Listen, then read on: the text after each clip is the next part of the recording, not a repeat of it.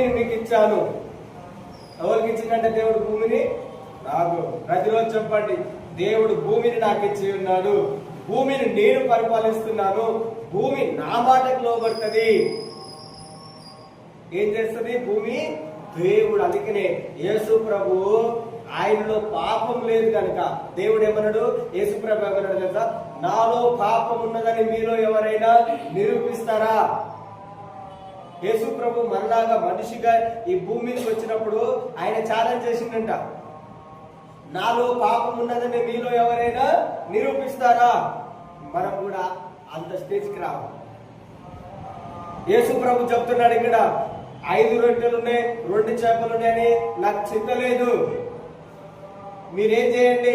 5,000 మంది పురుషులు ఉన్నారా, వారి భార్యలు వారి పిల్లలు ఉన్నారా, మీరేం చేయండి? వాళ్ళందరినీ కూర్చోబెట్టండి, వాళ్ళందరినీ